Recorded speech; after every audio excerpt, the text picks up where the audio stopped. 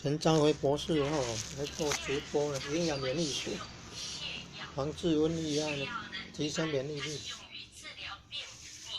但是呢，有些人却是拿它用来减肥。其实泻药一般来说对减肥它是没有效果的，因为什么呢？它一般来说能够阻止我们身体吸收热量的一个成分相当的少，所以的话呢，对减肥其实它是没有多好的一个帮助的。它减去的绝大部分，那是我们身体里面的一个水分，而呢，它又会有哪一些的一个副作用呢？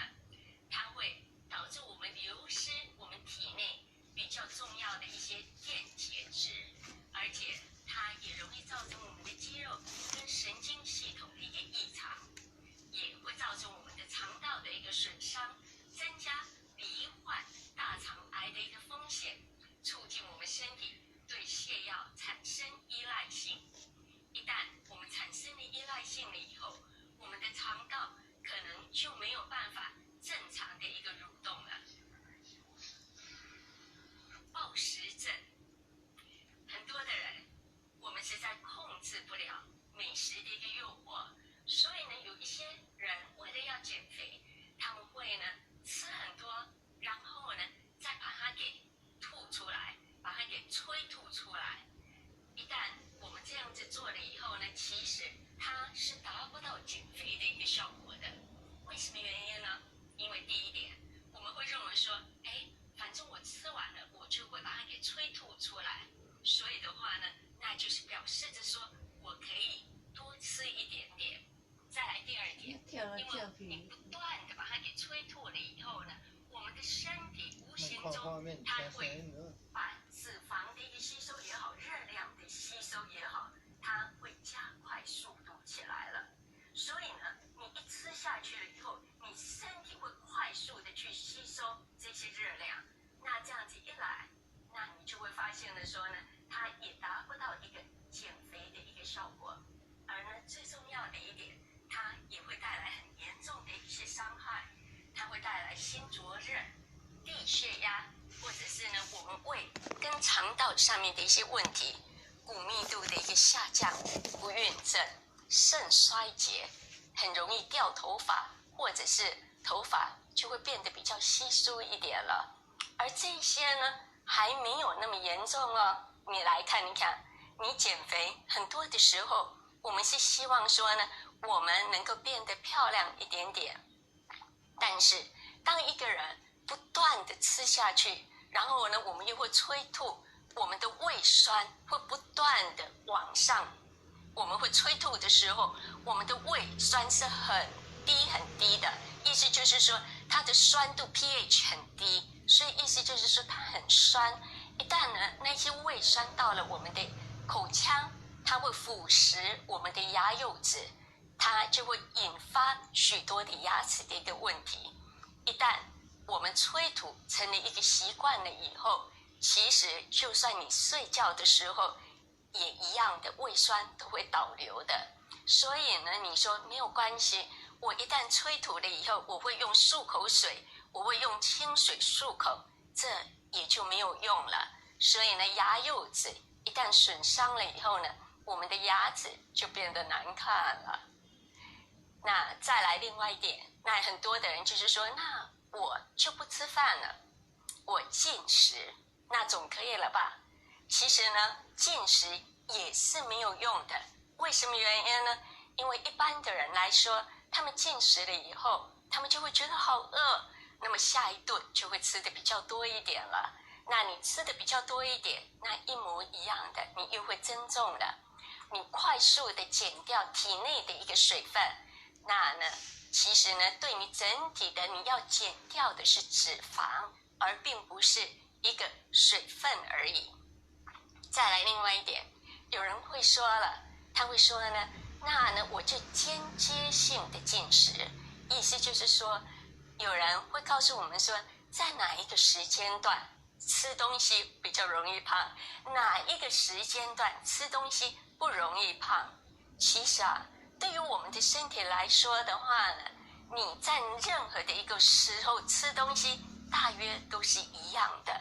虽然没有错，很多的人会来告诉你说，哎呀，我们人体啊，在哪一个时间段，我们的代谢功能啊，我们胰岛素的分泌啦，等等等等，是怎么样的一个状况。但是我在这里必须要告诉大家一点，那就是说，这一些的一个波动都不足以影响你的体重的。意思就是说呢，其实不管你是在任何的一个时候吃东西，其实呢，我们在乎的只是一个整体的一个热量有多少进来而已。那在这样子的一个状况底下，意思就是说呢，我一天吃几餐呢？这些其实都不在乎的。没有人告诉我们说你一天得吃3餐，或者是吃5餐，或者是你一天只有吃1餐。最重要的一点，那就是在于你吃下去了多少的一个热量。所以呢，你要成功的一个减肥，最关键点，它只是一个加跟减而已。意思就是说，我摄入的一个卡路里多于我消耗的，那我就会胖起来了。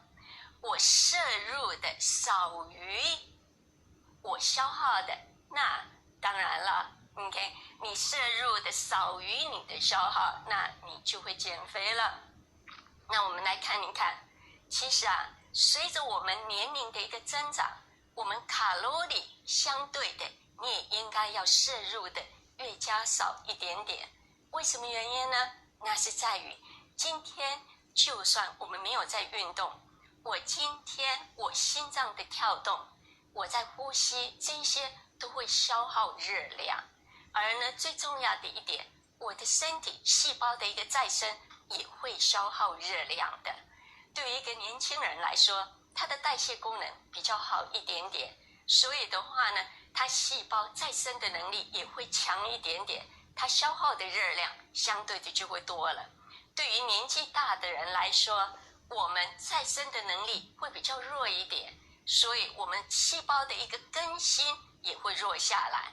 那在这样子的一个状况底下，我们消耗的热量相对的也就会低下来了。所以呢，我们来看一下，你在这个表格里面你可以看得到，你如果是只有20多岁而已，你每天你消耗的一个卡路里，就算你没有运动，大约是在2000大卡。对于一个男人来说，在2600。为什么原因呢？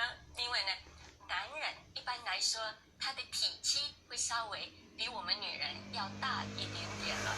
随着我们年龄的一个增长，你可以看得到，到60岁的时候，要维持你活着，我们只需要1600大卡而已，而男性只需要变为到2200大卡了。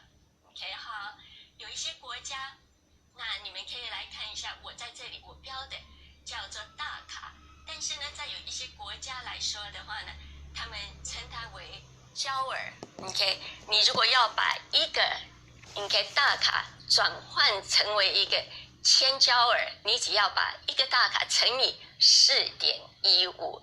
好，那我们呢，为了简单来说，我们现在就来说一下，我们把它当作是2000大卡，我们来做讨论。这也是为什么原因，有一些人他会说呢，哎呀，我以前啊，我都是只有吃1碗饭，我到现在也是一样啊，我年纪大了，我还是一样吃1碗饭，那为什么原因我就会胖了呢？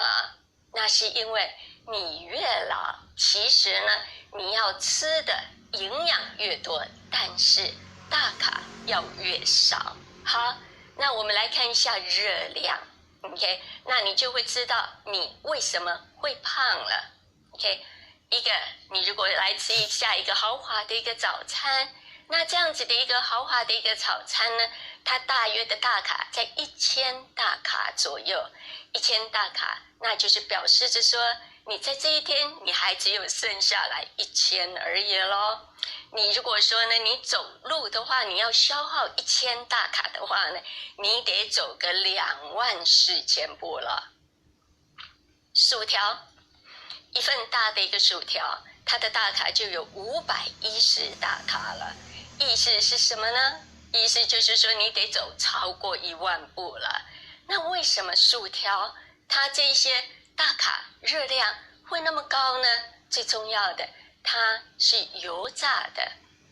2块鸡的这些套餐，如果说呢我们再外加一杯汽水，而且呢这些鸡肉又是用炸出来的，沙拉里面呢还有沙拉酱，沙拉酱呢其实也是用油跟蛋黄拌出来的，那呢我们就会摄入了将近1600的一个大卡了。那剩下来的呢就只有400大卡了，意思就是说呢你剩下的已经没有什么东西可以吃了。如果说呢我们今天呢要来吃一块鸡肉 OK， 我们来看一看一个净脆的一个炸鸡胸，大卡大约是在490。哇，一大片的一个披萨，它就会有3280的一个大卡了。所以的话呢，你如果吃下去这么大的一个披萨，不在乎你是什么时间吃的，或者是说你不在乎说你是不是一口气把它给吃掉，不管怎么样，你摄入这么多的大卡，那绝对都会胖的。我们如果说去吃一块牛排，那它的大卡大约1340，一个海鲜炒面大约是在1000大卡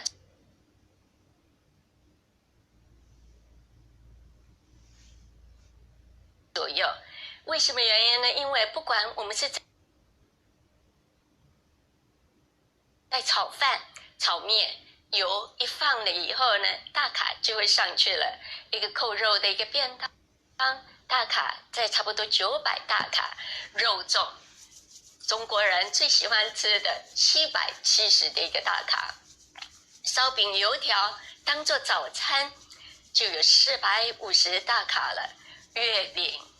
月饼的话呢，你如果说呢一天里面你吃2个月饼就2000大卡了。剩下的时候你就算呼吸空气、喝白开水的话呢，你再多吃一口别的东西就会胖了。所以就像我说的一样的，他不在乎你在什么时候吃它，不管你把它当早餐、当宵夜，反正呢这一个东西绝对不可以多吃的。因为为什么呢？它的热量太高了。所以我常常说吃月饼要有方法的。你要拿一块月饼切成10片，然后呢大家一起分享，你最多吃一片，那就是100大卡了。不管你心里面在想，那我换一种月饼来吃好了，一模一样的，大约都是在975左右了。那饼干呢？你有没有发现一点？一些饼干你摸上去了以后，你一捏，它是油油的，放在纸上面也是油油的。为什么原因呢？它是用油、奶油跟着面粉一起做出来的。这一类的东西，你觉得说越好吃的、越酥的，OK，其实呢热量就会越高的。那你来看一下它的大卡呢，一个巧克力的一个 chocolate chip cookie。大约是在160大卡，你看着不是那一整碟，是一片。那呢，如果说你说那我吃面包呢，总可以了吧？面包要软，最重要的它里面要有奶油。面包一软，有奶油了以后呢，就会好吃。一个菠萝面包也就会有280了。就算一个白面包也会有70大卡，那更不要来说蛋糕了。一个蛋糕呢，你如果说吃完饭了以后，你来个1000大卡，然后呢，你再来一片蛋糕，再来一个1000大卡，那还得了啊？然后有很多的人他会说了，哎呀，吃完饭了以后呢，再来一杯珍珠奶茶。你要知道，你呢再来一杯珍珠奶茶，你又增加了450大卡了。如果来一个冰淇淋，那更不得了了。一个冰淇淋，一个冰沙，它的大卡大约在1600左右。你如果说呢喝了这一杯东西，你呢再吃一片披萨，那呢，就算呢你喝白开水、呼吸空气，你一模一样的也会胖起来的。那来看一下果汁呢，大约是在110左右。如果说呢，你相对的，你来吃一个苹果，或者是来吃一个橘子，它可能才只有60左右而已。所以的话呢，其实最好的吃一个完整的一个蔬菜水果了。一个拿铁，它大卡大约在220。这一个拿铁的话呢，它里面它会有牛奶，热量就会高起来了。你来看一看，如果说呢一个咖啡里面没有加的牛奶，没有糖，其实它就只有15大卡而已。那呢，你炒青菜的时候呢，最重要的大卡来自于你的油，不管你今天用的是植物油或者是猪油，你的大卡大约1汤匙，大约是在120左右。鸡胸肉，如果说它没有皮，大约是在120。一个鱼大约是在140。我们来看一下蔬菜，其实蔬菜热量是很低的。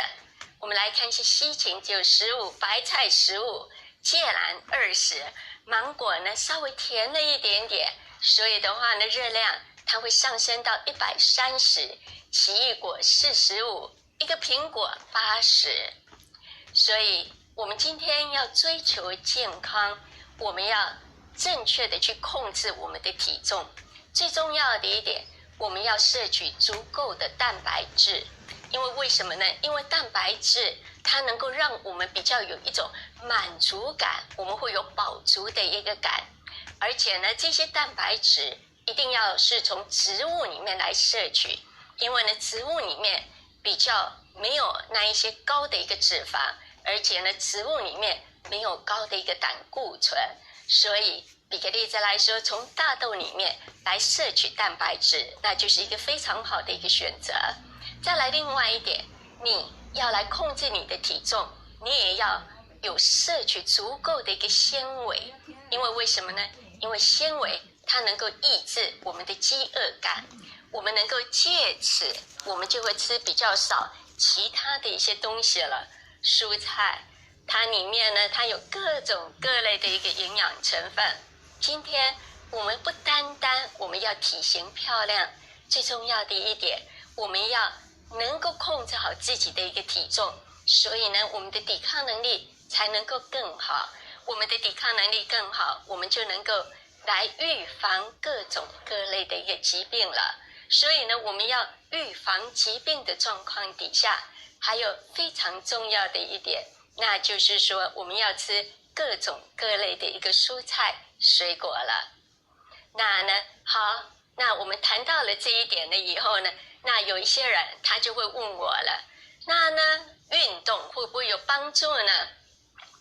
运动当然会有帮助你控制你的体重，但是呢，运动消耗的一个大卡并没有你想象的那么高的。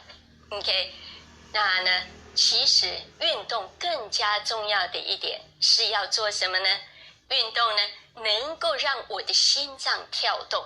我的心脏跳动了以后呢，它有利于来运动我心脏的一些肌肉了。所以呢，运动你的心脏那是非常重要的一点了。不然的话呢，你的心脏被油给包住了，对它来说是一种的负担。所以呢，那就比较容易造成的心衰竭了。OK， 让我们来看一下。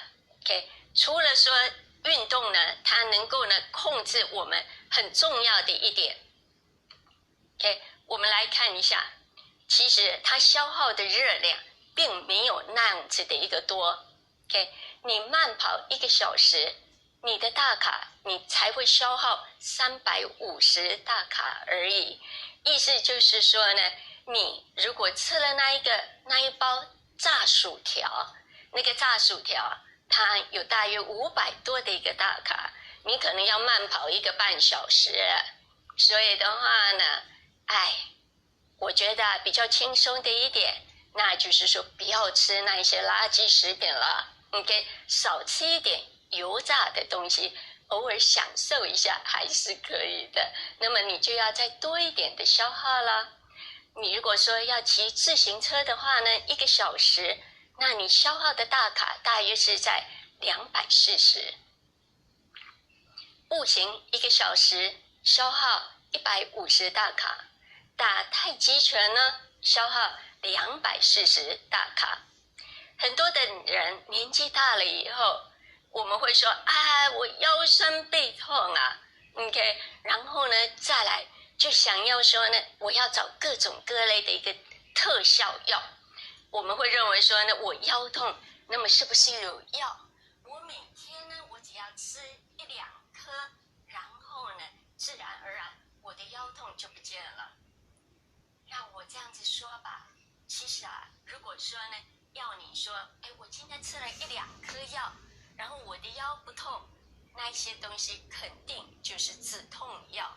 但是呢，药效一过了以后呢，腰又痛起来了。那么有一些人他就会说了，那呢是不是呢我要增加我的骨骼啊？我吃什么钙片啊 ？OK， 什么葡萄糖胺啦这一类的东西呢？其实啊，很多的钙片也好，有一些药物也好，其实关键点不在于你的骨骼。对于绝大部分的人，年纪大了以后会腰痛，那是因为我们的一个脊髓旁边是有肌肉的，它是因为这些肌肉，它说句良心话，因为你长期的不用它们，因为长期的不运动，所以呢，它们变得太弱了。当呢这些肌肉变得很弱的状况底下，它们支撑不了你的腰，支撑不了你的脊髓，那么就会发炎。发炎了以后呢，就算你使用了一些抗炎的、消炎的一些药物，它的效果也是只是在于，哎，用的时候有效果，停了就没有效果了。所以，对于绝大部分的人，最重要的一点，你要减轻你的腰痛，你必须要做2点。第一点叫做减少你的体重，毕竟呢，你人轻一点点，它对关节就会好了。不单单是你脚的一些关节啦，你身体的关节啦。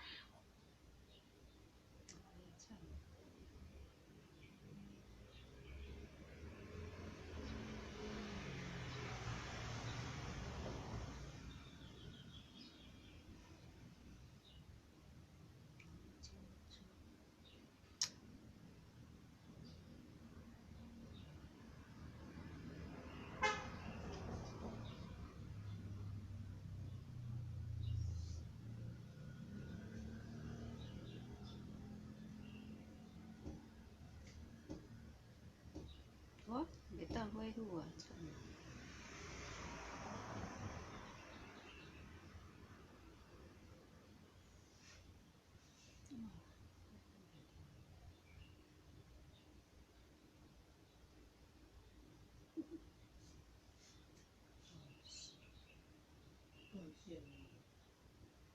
什么？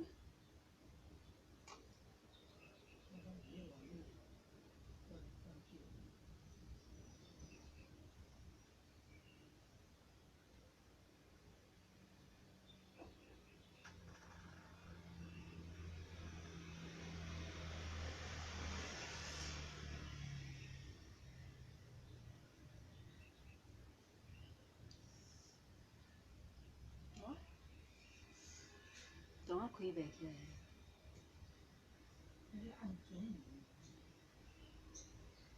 运动的，那个已经很弱的毛发呢，开始呢脱落了，而且呢也颜色都改变了，变得很老的那一只，它就是没有运动的那一只老鼠了。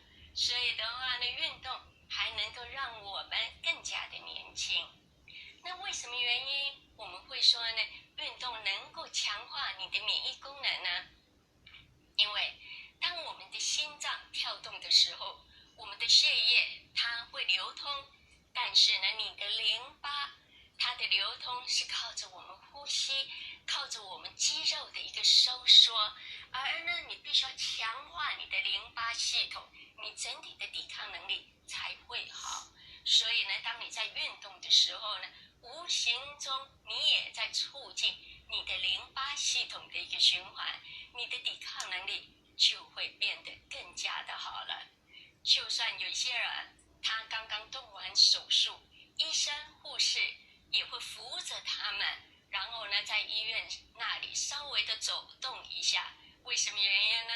因为当你在走动的时候，它会促进你的淋巴，那么你的恢复康复就会更加的好了，而且呢也会降低并发症，而且还会降低手术后的一个死亡率。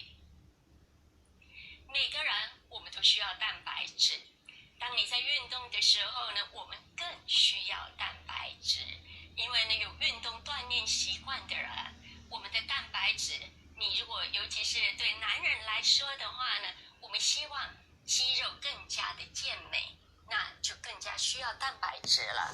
但是难道只有运动的人需要蛋白质吗？不是的，孩童他比我们成年人需要更多的一个蛋白质，他们才能够正常的发育成长。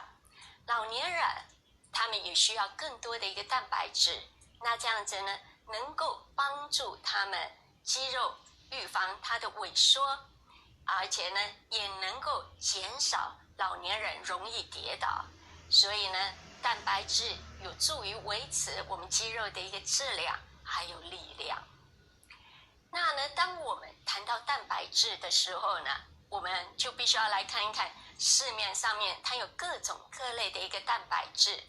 很多的人他会认为说，我需要蛋白质，那么呢我唯一要的就是喝牛奶，吃多一点肉类了，或者是呢多吃一点的鸡蛋。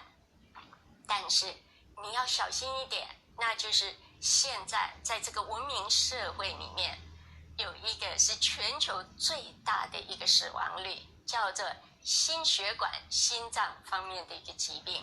那是因为我们的胆固醇太高了，我们吃了太多的脂肪了，所以的话呢动性的东西尽量少下来，包含了乳制品很容易就会提高我们的胆固醇，而且那里面的一些脂肪，饱和性的一些脂肪，对于我们的心血管它是属于不健康的一些脂肪了。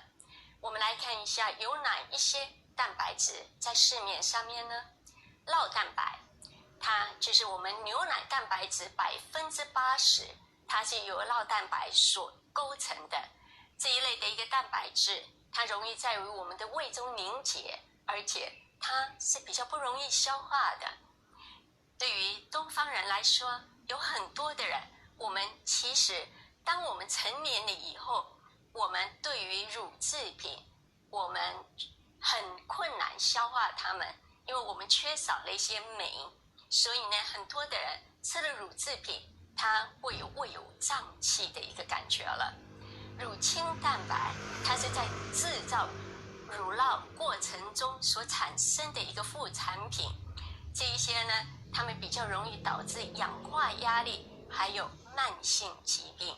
在这里题外话，很多的老年人他可能会认为说，我要多喝牛奶预防骨质疏松症，但是呢现在很多的研究，包含一些研究从美国的哈佛大学出来，我们发现了说，其实多喝牛奶导致的骨质疏松症可能比不喝牛奶还要更严重。为什么原因呢？那就是说我们发现了说呢，多吃肉类乳制品的人，从我们的尿液里面钙的流失会增加，所以其实呢我们需要的是植物性的一个蛋白质可以更多起来。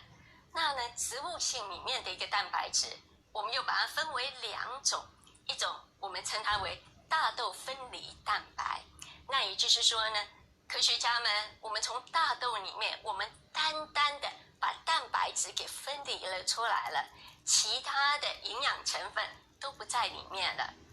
说得好听一点，可以把它称为说提炼或者是浓缩它的蛋白质。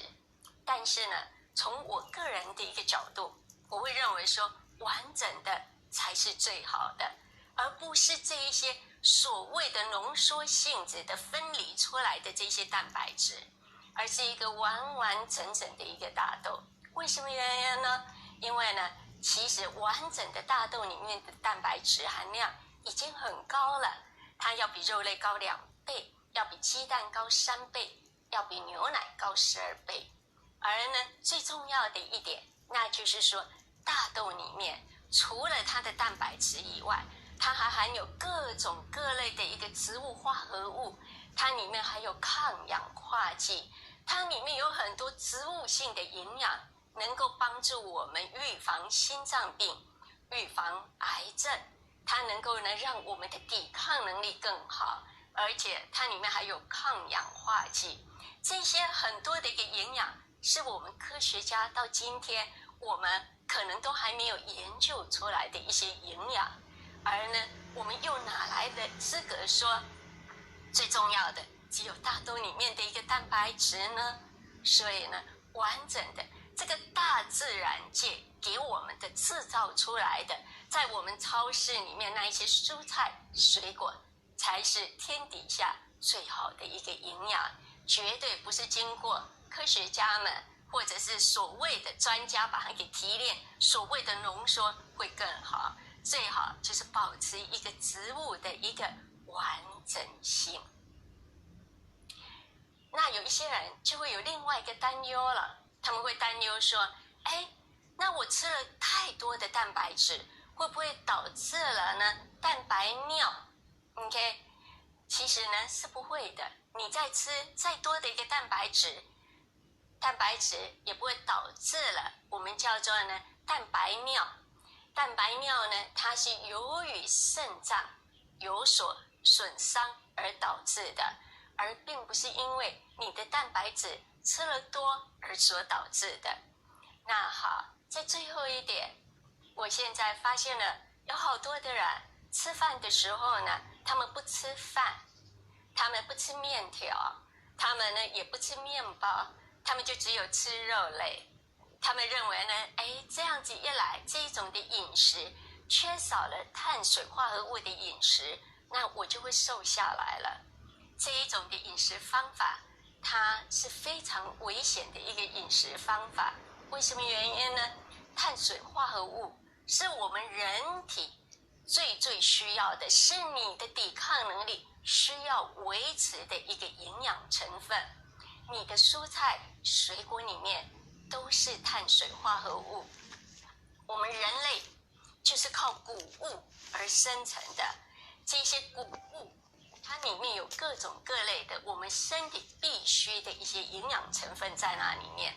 如果说我们缺少了这些营养成分，你就只有吃肉类，没有错，肉类呢给你比较多的满足感，你比较不会有饥饿感，因此你有可能会吃得少一点点，比你吃一些谷物你可能会吃得少一点点。你可能会认为说这样子的一个减肥方法它会比较方便一点，但是副作用是什么呢？副作用就是说你会增加心脏病、中风的一个可能性，增加大约50%，你会增加癌症的可能性35%。所以其实不管你今天你要控制你的体重，除了说运动以外，选择低卡路里的一个食品，你要补充植物性的一个蛋白质，然后当然不要忘记你一定要快乐的运动。让我们再来换一个话题吧，让我们来看一看在最近1年里面，科学界又有哪一些的一个研究让我们呢在于我们在家里面也好，我们普通的人他都会跟我们的生活会有所影响的呢，跟我们的饮食也有所影响的呢。在这里我想要来提一点，在我年轻的时候，我可以说呢，就算到了今天，有很多的人一旦到了美国去，他们买回来的一个伴手礼，他们就会买各种各类的一些补充剂啦、维他命丸啦，有各种各类的所谓的一些有营养的一些补充剂了。那么呢，为什么原因呢？因为呢，总是会认为说呢，可能那一边的东西，美国的控制的会比较好一点，质量会比较好一点点。但是呢，其实我们要了解到一点，那就是美国那边的话呢，它控制它是靠一个诉讼，意思就是说，消费者你要自己负很大的一个责任，你有了损失你去告 ，OK， 所以呢，在监管上面相对的，其实要比很多的东方国家要弱很多了。在东方国家有很多的国家，政府的监管其实是非常强的，要比美国还要强。所以的话呢，让我们来看这一点了。OK， 这一个呢是在2019年6月一个报告，美国的 FDA 的记录，它的显示，这是官方美国的卫生局的一个显示，在美国销售的一些用来减肥、生成肌肉、提供能量或者是清洁肠道的一些补充剂，发现了导致了大约1000名25岁以下的人全部出现了一些健康的一个问题了，而呢有大约40% 是属于严重的一些问题，包括死亡。那你可能会说为什么呢？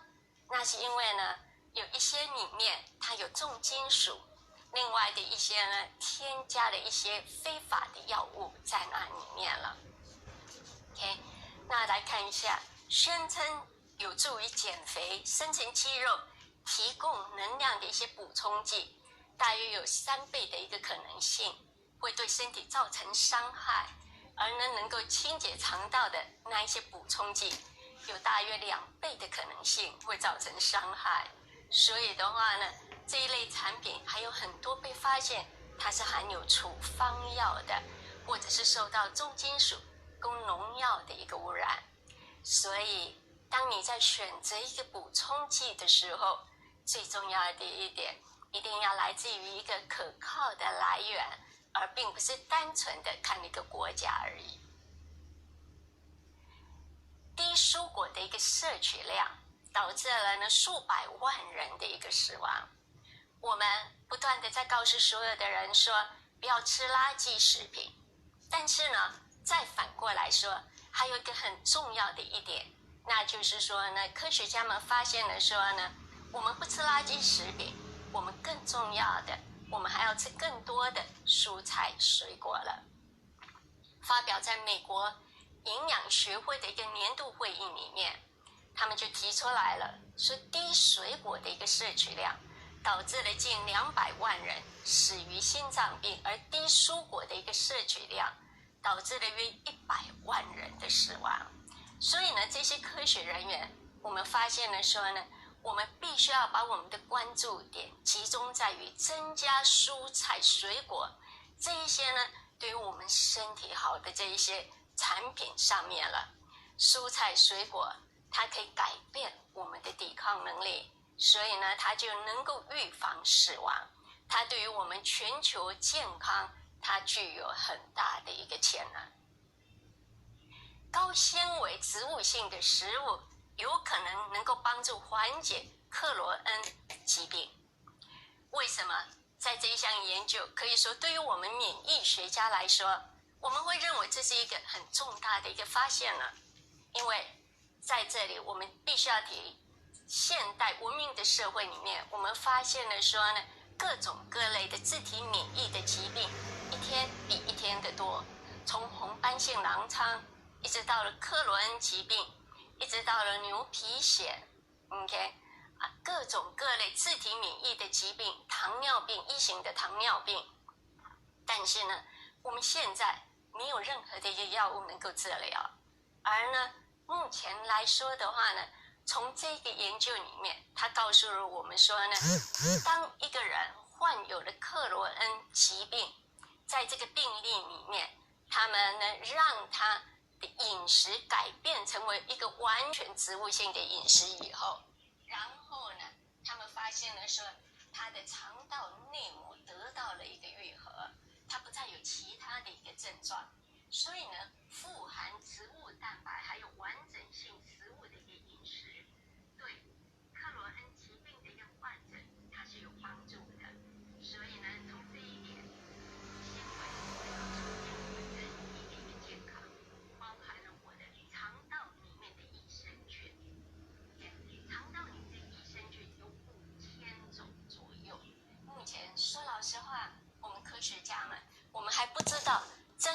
实史到底有多少种类，但是呢，绝对呢比那种人造的益生菌要多出几千种的。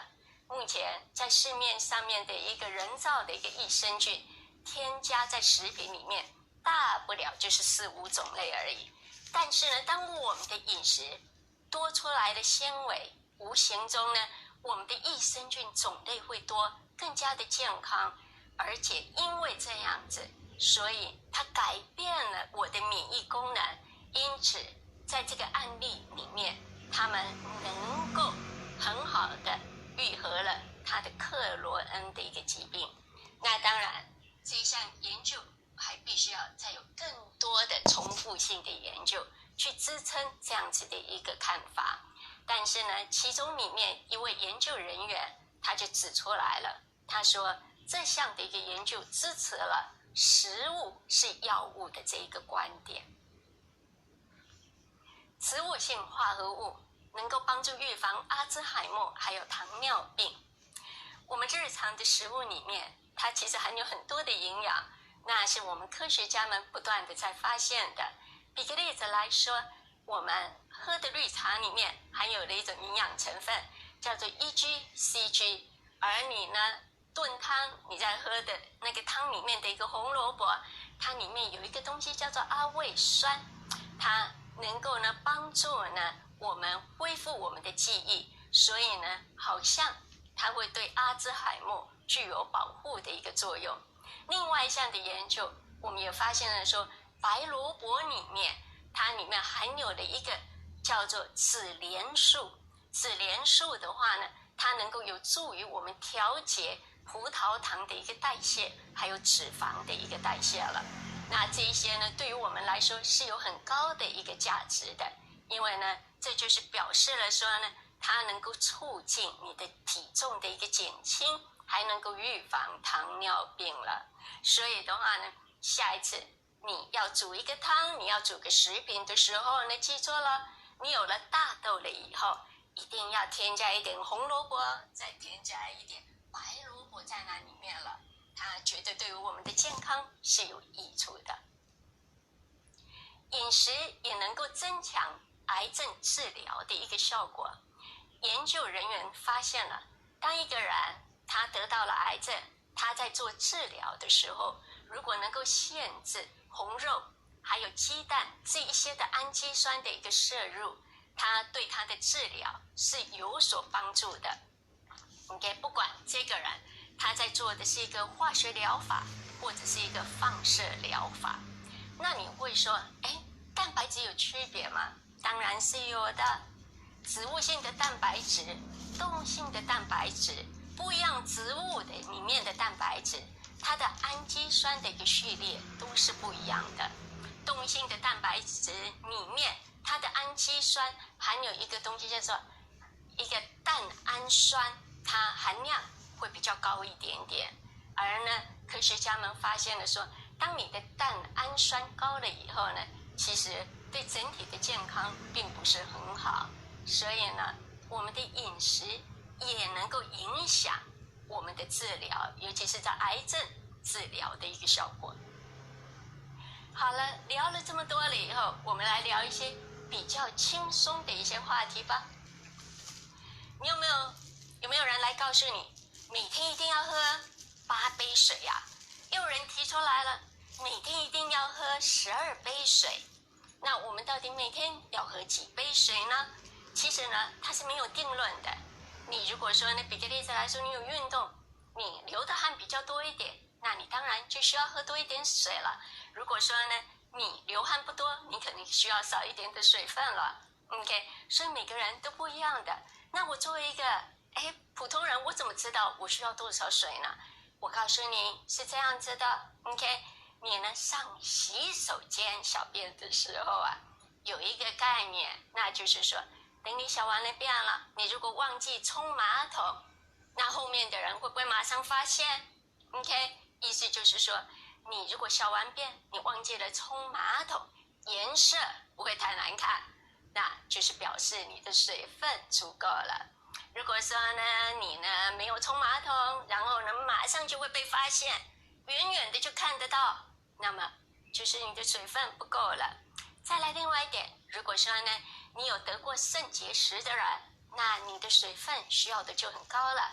得过肾结石的人，记住了，你排尿的一个量，不是你喝水的尿，而是你排尿出来必须要达到2000 cc。所以呢，得过肾结石的人，你需要就要更多的水分了。你们有没有常常看到那些电影啊，那些连续剧啊，然后呢他们就会告诉你说，人死后头发指甲还会继续生长，有没有过啊？我告诉你，那些都是假的，那个叫做电影虚幻的，OK， 你不可以相信的。OK， 人死后头发指甲都不会长的，那为什么好像看起来会更长了？那是因为呢你的皮肤细胞缩水了，没有了水分，缩了以后呢看起来就会长了。 OK， 那有一些人他会说了，不可以喝气泡水，气泡水呢它没有解渴，它没有补水的一个功能。其实啊都一样的，气泡水也好，不气泡水也好，都能够补水的，差别在于你的气泡水如果有糖分，你会发胖而已。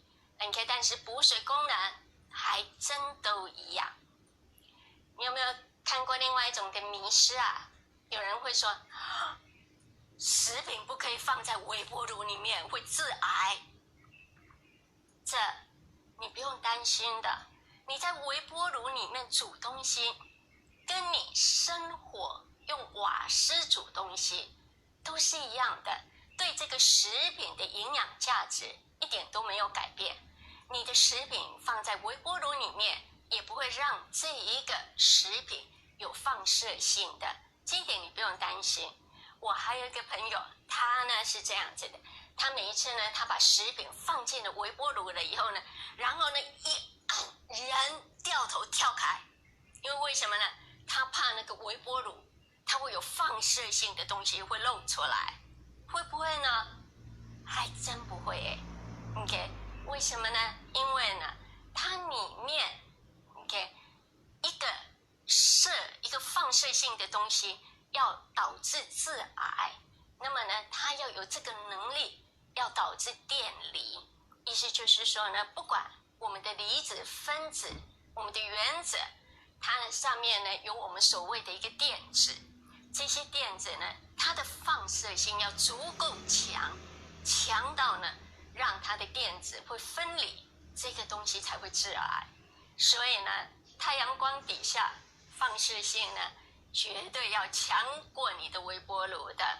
OK， 你的微波炉它其实呢它就像你的收音机的一个频率差不多而已。所以呢你的微波炉呢它只是让你食物里面的那一些，比个例子，它的水的一个 molecule 让它震动。所以呢当它的食物里面的水这些分子的一个震动，它就会导致了热量，它是这样子把你的食物把它给热起来的。但是啊如果说呢你去量一量你的微波炉，在你的微波炉空气当中，它的不是温度没有那么高的。 OK， 所以也是因为这样子，所以呢你的微波炉烤出来它没有办法，好像就是说烤箱表面能够把它变得脆脆的，没有办法。 OK， 因为微波炉的它的一个作用不一样，它只是让里面的水分子震动，把它加热。那营养会不会有所损失呢？也不会，营养的损失跟你放在加火把它给热起来一模一样的。所以呢你可以安心的使用你的微波炉的。你们有没有听过人家说啊，按摩可以消除你的脂肪，按摩可以消除你的那一种橘皮的一个组织呢？我相信每个人可能都有听过的，对不对啊？我们还甚至于听过，我按摩哪一个部位，那么呢我就能够消除，或者是呢把这些脂肪挤到我想要的地方，然后呢把它推到别的地方去，然后呢，我就能够消除脂肪。没有的 ，OK， 按摩呢没有办法减肥，也没有办法说呢，我把这一些脂肪把它推到某个地方去，都没有办法的。我常常开玩笑的说，OK， 按摩还真可以减肥，但是呢是帮你按摩那一个人减肥，躺着的那一个人不可能减肥的 ，OK， 因为帮你按摩的那一个人还真会消耗热量的。那这些呢橘皮的一个组织呢，那我们怎么样把它给消除掉呢？真消除不了。这些橘皮的一个组织，说良心话，它是天生的 ，OK。当你运动，当你减肥，它看起来会比较好看一点点 ，OK。但是呢，完全消失不见呢，有没有可能呢？没有可能的 ，OK。我们身体里面脂肪细胞的一个数量，它差不多呢到达，科学家们呢，我们也没有非常的确定，但是呢，应该到达了10多岁、20岁左右。应该这个数量完全就已经定格了。我这个人有多少的一个脂肪细胞？可悲的是，脂肪细胞这个数量啊，它只会上不会下。OK， 所以呢，我们科学家发现了一个点，那就是说呢，这些脂肪细胞它会坏死，但是呢，我们马上就会生产新的把它给替代，不管在哪一个年龄。但是呢，我有没有办法把它吸收掉呢？我们发现了说，一些病人吸脂了以后，体重也没有减轻，因为为什么呢？我们也不太清楚，到底是数量没有减少，我们又把它替代了呢，还是每一个单一的脂肪细胞变得更大了，我们都不清楚的。但是有一点我们可以肯定的，那就是说呢，这一些脂肪的一个细胞，包含你的橘皮的一个组织，按摩没有办法把它推到别的地方。2，唯一只有靠控制你的热量，你还有运动，你才能够让它外观看起来好看一点点。再来另外一个迷思，有没有人告诉你说呢？运动的时候、睡觉的时候，你一定要穿那一种很束腰的紧身 ，OK？ 那这样子的话呢，脂肪就不会在那个地方累积。没有用的，不管你穿的这些束身的东西 ，OK， 脂肪该生在哪里继续生在哪里。哪一天你把这个束身衣拿掉，马上就暴露出来了。而且呢，你要记住一点，如果说呢你在运动场合，你看到有人然后运动忽然间晕倒了，你第一件事情要做的，那就是把他的束身衣给解开吧，因为缺氧了 ，OK， 其他的没有什么大作用的，干嘛这样子虐待自己啊？有些老年人他会说了，烧伤啊，烧伤的时候呢，就用牙膏把伤口涂一涂 ，OK， 千万不要这么做。为什么有一些人烫伤、烧伤？他们会涂抹牙膏呢？他们会认为说，因为呢牙膏冷啊，降温度啊，牙膏凉啊。我告诉你，牙膏真不凉也真不冷牙膏呢，它里面可能会有薄荷，那么薄荷呢是你的感觉它很凉 ，OK， 那是因为我们的神经系统感觉凉，但是它的温度是不凉的，所以呢。你涂了牙膏只会造成污染而已，意思就是说呢，这个牙膏它本身呢，有的时候是有菌的，牙膏并不是一个完全无菌的一个东西，所以的话呢，它反而呢，有时候会造成你的伤口的一个感染。再来另外一点，如果说你的伤口有感染，然后你用牙膏把它给盖住了，那这样子一来，它的感染反而就会更加的严重了。再来另外一点，牙膏里面有很多的成分，包含有一些牙膏里面它有在磨你的牙齿的那些东西了，那一些渗入到你的伤口，医生要清除它，那呢还真不容易啊。所以的话呢，烫伤、烧伤千万不要涂牙膏。另外一个迷思，现在呢，你有没有看过有好多的商品看起来都黑麻麻的，然后看起来黑麻麻的以后呢，人家就会告诉你这个是健康，这个叫做活性炭。所以呢，我们就有看到很多的商品，一些呢水还要写着经过竹炭过滤 ，OK， 面包也有黑的活性炭的面包，然后呢，现在呢连果汁也有活性炭的，一杯果汁出来黑麻麻的。那呢，为什么原因会有这样子的一个误解呢？活性炭，它要制造这个活性炭，你是必须要把比个例子来说，从植物出来的一个东西 ，OK， 而并不是真的矿物的一个碳 ，OK。然后的话呢，你要烧到了将近1000度，982 ，OK。然后这些碳里面就会有非常微的一个孔在那里面。那呢，对于紧急科医生的人，你如果说你吞了一个毒药，然后你必须要在1个小时以内哦，你超过了3-4个小时就没用了 ，OK， 1个小时以内，然后呢，你跑到了急诊室里面，医生可能会给你的一些活性炭让你吃下去，为什么呢？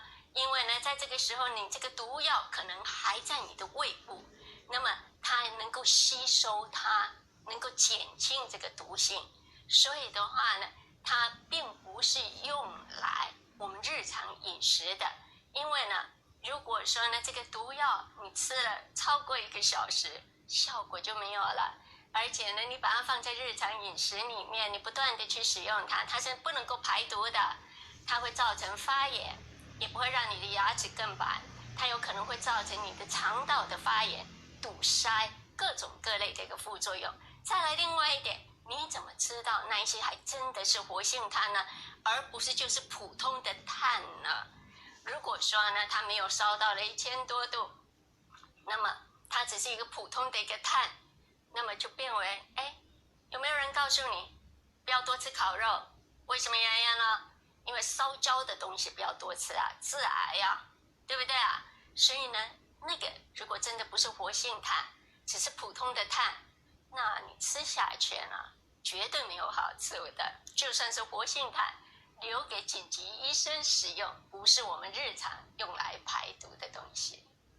OK， 有没有人告诉你说泡澡能够呢为肌肤补水、滋润你的肌肤啊？所以有一些女人，她们说我要去泡一个美容澡，是不是啊？其实啊，务实一点 ，OK， 你像我这个人洗澡可快了。OK， 因为没时间 ，OK， 你可以洗一个气氛，那倒是可以的。但是呢，你要洗一个美美的、补充水分的，那倒不会。为什么呢？因为呢，你洗澡洗得越久，你皮肤上面的保护那一层就会越少，你会把它给洗掉。意思就是说呢，其实是越干的，而并不是呢越滋润的。OK， 所以呢，有的时候呢，你洗澡洗得越久，你出来了以后，你会发现呢，其实啊，你的皮肤皱皱的。那你会说，对啊，就是我的手指上面皱得很厉害，是不是啊？那是因为呢，你的皮肤表上面它有一个我们叫做角蛋白，它是一个死的一个肌肤。死的肌肤你泡澡泡得太久了，它就膨胀了，膨胀了以后挤在一起就变为是挤来挤去就皱皱的一个感觉了。所以呢，泡澡越久是皮肤越干，并不是越滋润，而是呢洗好澡了以后呢，马上呢抹你的那个保护霜 ，OK， 那么才是真的是保水的 ，OK。最后今天的一个迷思，很多的人他不喜欢吃冷冻的一个食品或者是罐头食品，他认为说这些蔬菜的营养价值会比较低一点点，是这样子的吗？其实呢，你的冷冻食品还真有可能营养会更高的哦。为什么呢？它的差别在于我什么时候收成。举个例子来说，我这个蔬菜水果，我如果说我一收成，然后我马上冷冻，跟我另外一个蔬菜水果我收成了，然后我运输了1个礼拜，然后再到超市，看起来还很新鲜，那么哪一个营养价值高呢？那当然是我收成了马上冷冻那一个营养价值是会比较高的。所以营养价值在于不是在于冷冻不冷冻，而是在于就是说我的收成的时间，因为一个蔬菜水果收成了以后放得越久，营养价值就会越多的流失。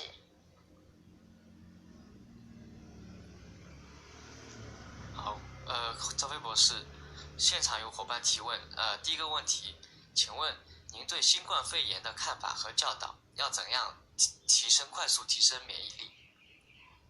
其实新冠肺炎我们都已经发现到了，抵抗能力好的人，我们比较容易抵抗各种各类的一个疾病。在这里面呢，有很多的人可能就会问了，那为什么有一些年轻人他们的抵抗能力不是要比较好吗？为什么也会死于这个新冠肺炎呢？其实在这个里面还有另外一个重要点，那就是进入身体的这一个病毒的量为多少。有很多的医护人员，因为呢他们在医院里面工作，所以呢当他们在医院里面工作，他们接触的病患，所以呢他的病毒量会很高很高。那再来另外一点，医护人员休息的时间、压力各方面都会影响他的抵抗能力。所以一个人抵抗能力要好，其实蛮简单的。第一点，那就是多吃各种各类的蔬菜水果，最好一天能够有10种不一样的蔬菜水果，减少肉类、乳制品的摄取量。OK， 然后呢，你这些蔬菜水果的量一定要够大。第二点，那就是说呢，你要维持一个比较好的一个心情。你的心情不好，你会有压力。有压力的时候，我们身体比较容易分泌出一个东西叫做皮质醇 cortisol。然后的话呢，有了压力了以后呢，这些皮质醇，我们就会有压力的荷尔蒙，我的抵抗能力就会下降。第三点，多一点的运动。运动跟休息这两个我一直都是把它连在一起的。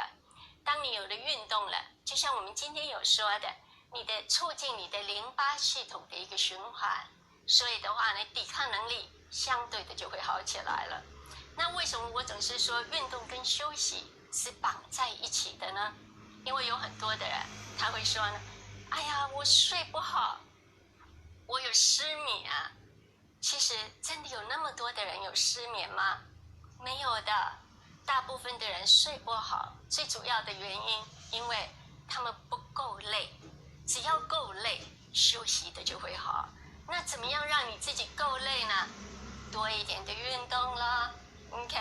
所以呢，多一点的运动，然后消耗你的体力，不单单对抵抗能力好，你也会睡得更好。所以相对的，整体的抵抗能力就能够提升了。赵飞博士，这位伙伴在问，我们都听说婴儿的免疫系统会比较弱，但请问为什么他们比较不会感染到新冠病毒呢？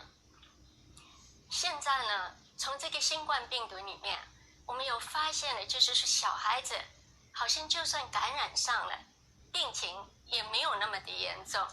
那有人就会有一个问题，他可能会认为说，小孩子他的抵抗能力不是比较弱嘛？那为什么好像呢，他们感染了都能够恢复呢？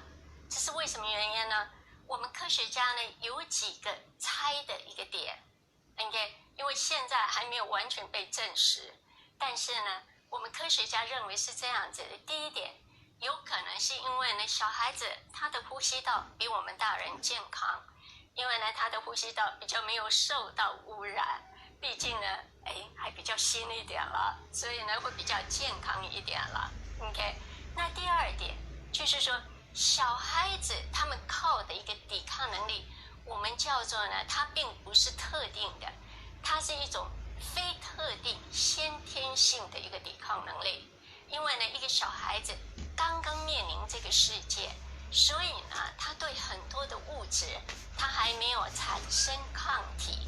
或者是呢，他还没有那个记忆力，他以前没有碰过，所以呢，它比较容易依靠我们叫做先天性的非特异的一种免疫功能。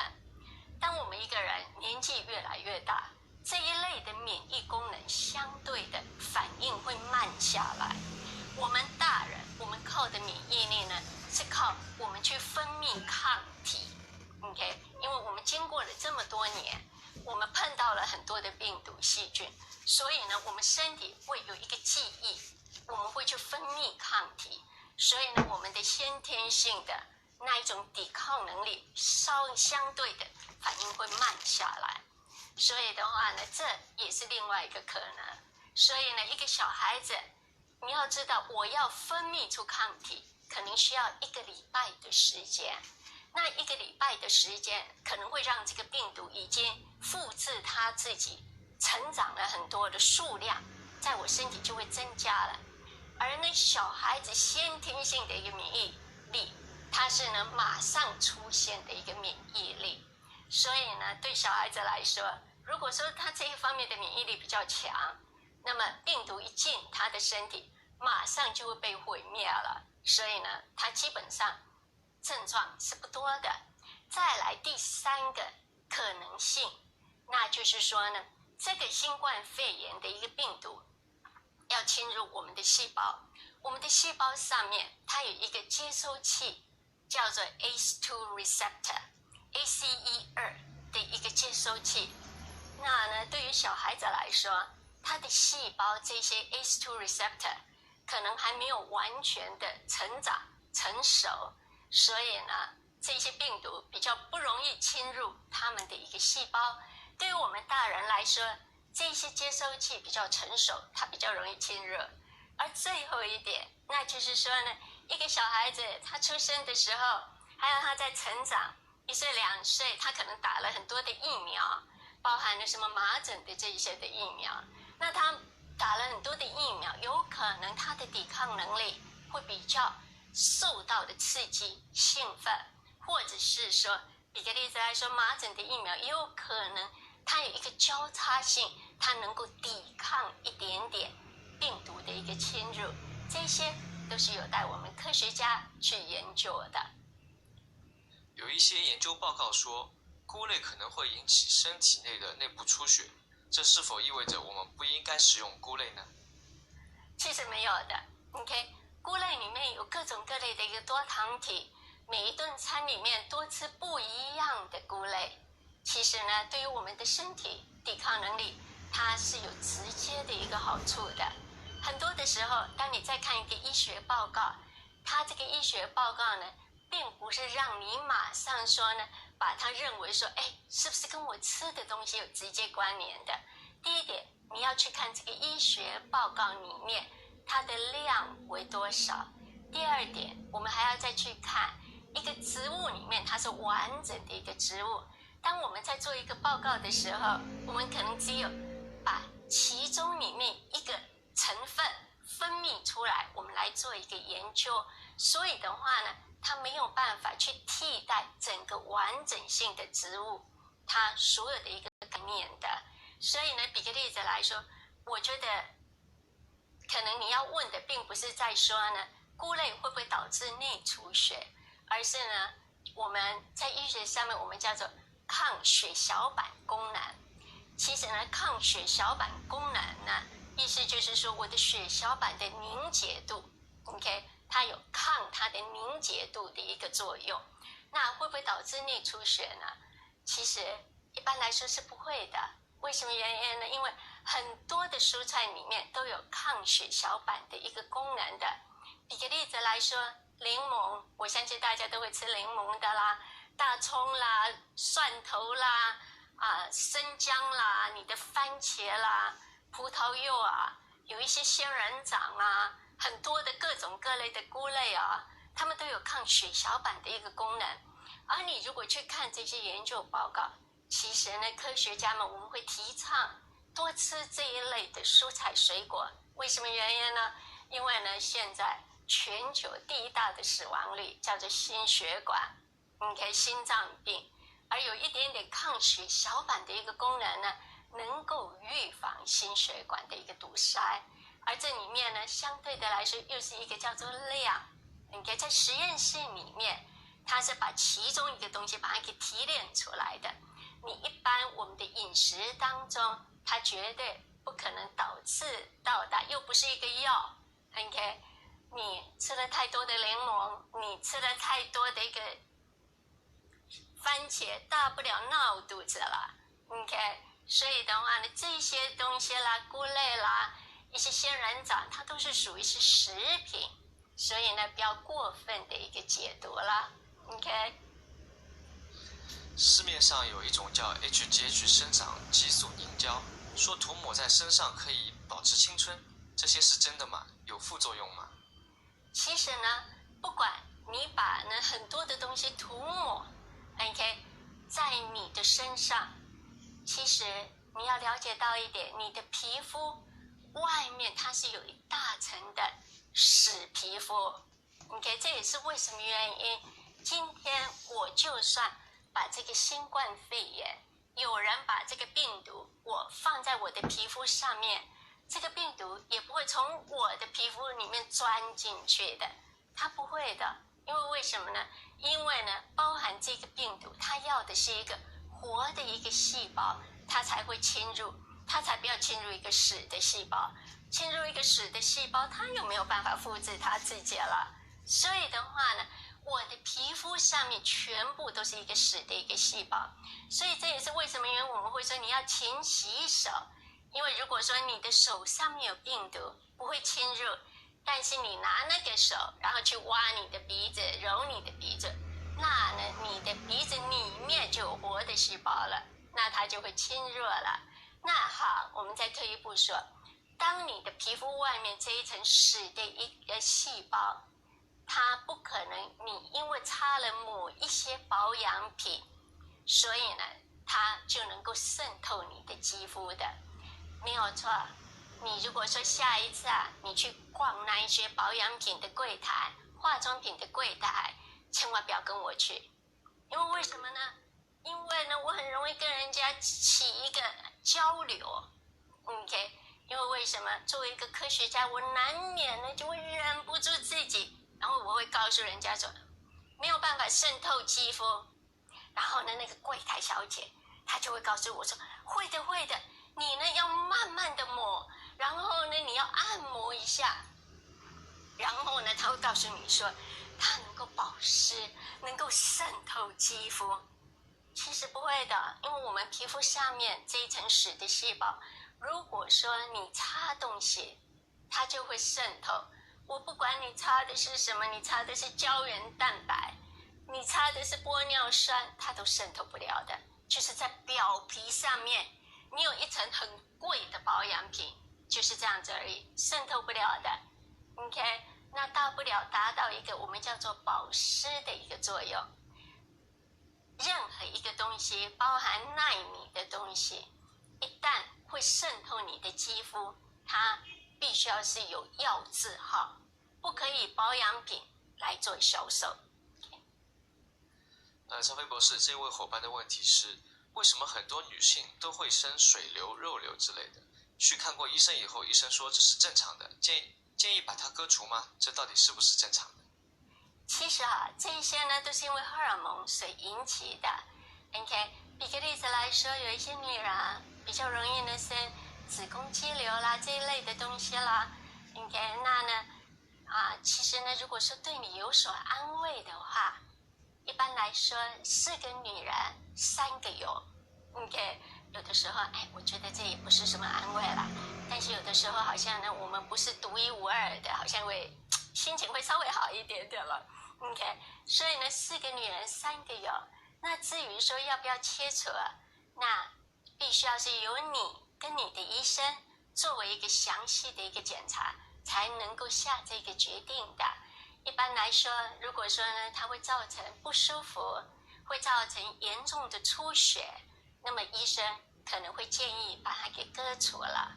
OK， 那再来另外一点，如果说割除了以后呢，子宫还在，有可能还会再长，所以呢，有一些医生要看每个女人的状。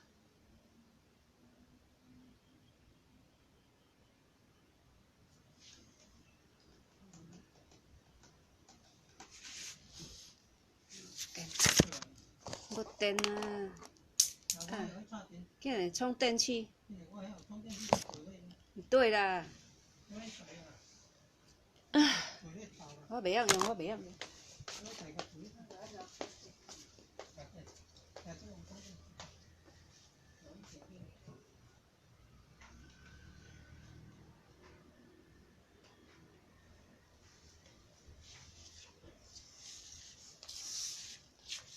啊？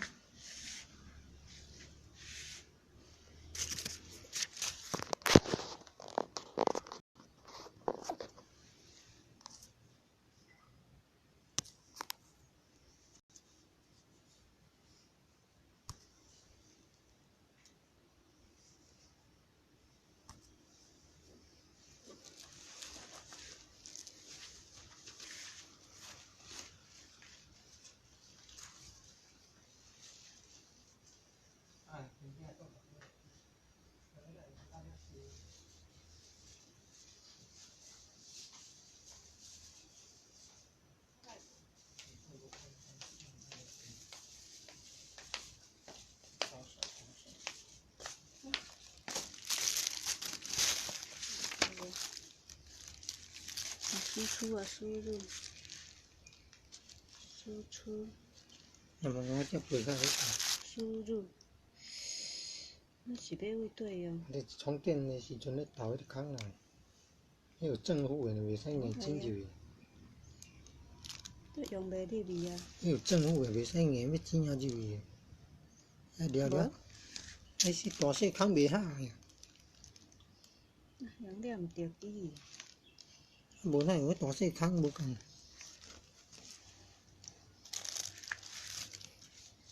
哇，停机啊！啊，毋知无电会停机，佮电开好啊，电开有记忆啊，了啊！电开有记忆啊，佮电接落去讲啊。这真正高手，厉害，捌遐济啊。佮伊个植物性啊，哇！哦。啊，你开你的啦，你会开袂入去？我迄毋知哪设定的，限制讲无法度看迄个影片。还做拄啊无客起。哎有备份就是安尼。哎呀，咱忙走2箍。足紧的，毋要安尼，你开机足紧的，阮迄落爱开1分钟的看。安尼，我济。我真正无电啊！再拄仔咧充电。哎呀，会开机啦，真开机啊！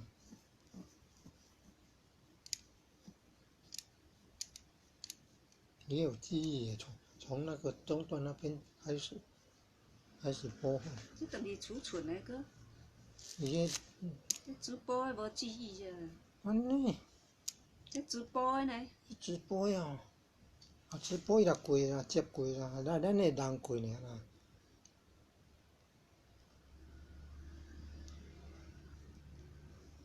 了啊啦。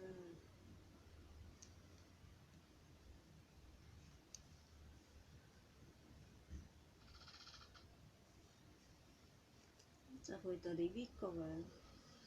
啊，去美国一当哦。那细汉就去美国啊。今天时尚女人会的焦点人物，访问到的是免疫学的专家陈昭辉博士。陈博士你好。验时尚。你好。那我们知道陈博士重播呢。10岁就去了美国，而且你在你很年轻的时候就得到了啊，重播个拉到我后面了。青演讲，是不是可以？有拉到后面。对，76.07啊，1分16，1小时16分，1小时16分哦。1小时16分哦。有1小时16分。1小时16分啊。搞啊你，1小时16分搞。有你迄歹操作。好啊你，对你，对啊。时期，甚至是到更年期，还有是比较进入老年期的时候，哪些食物会对你的免疫系统可以事半功倍一点点？我其实有记得，我今天跟陈博士，陈昭辉博士这么优秀。就是一个很单纯的走路，对，那我的淋巴伊讲迄个黄豆爱食红萝卜甲白萝卜啦，红萝卜是咧预防迄个海芝莫生症什么？啊，吃好莫真的是失智症。啊，白萝卜毋知讲咧食啥好。过滤波，白色的入气波，白色的拢入气波。入气波。啊，就是迄白红白。你讲毋爱食迄个白萝卜，两项拢爱加啦。阴阳之味道，你也毋是食足济，咱出来买白萝卜。两个搭配啊，那个阴阳之味道啊。啊哪会无共啊？注重植物美啊，而不是动物的美。注重植物性蛋白质。不要迷信那个族性，活性炭要留给医师用，一般人的保养品不必用活性炭。标榜活性炭的不必迷信，也很贵的，有没有那种药效？外表相当冻龄的陈博士，真的难以想象她是3个孩子的母亲，而且经常奔走各国演讲，这样的日子已经20余年了，看不出她的倦怠感，更是被她诚恳温暖的态度所感染。今天她提点我们3个身体健康的元素：营养、运动与情绪，其实都很平易近人，并不是什么独门秘方，但在现代生活中，常常各种状况让我们距离健康越来越远。不妨现在就带着爱心和好朋友们互相提醒，改变一下彼此的生活形态吧。直播时间超长。这是上人会的焦点人物，我们访问到的是免疫学的专家陈昭明博士。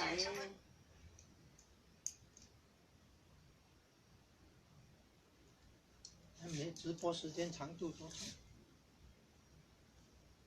到据说在你是比较婴幼儿时期应该吃些什么，青壮年时期甚至是到更年。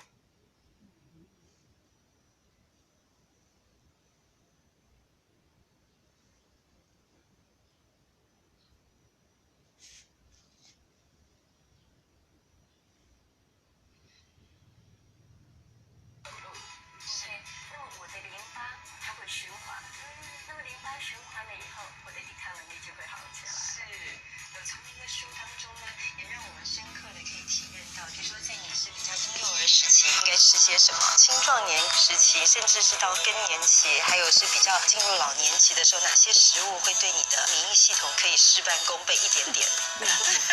我其实有记得，我今天跟陈博士讲说，因为我讲话太多了，他说，上面有写哦，原来可以喝彭大海，但是陈博士还是说，其实最主要是多休息，少说话。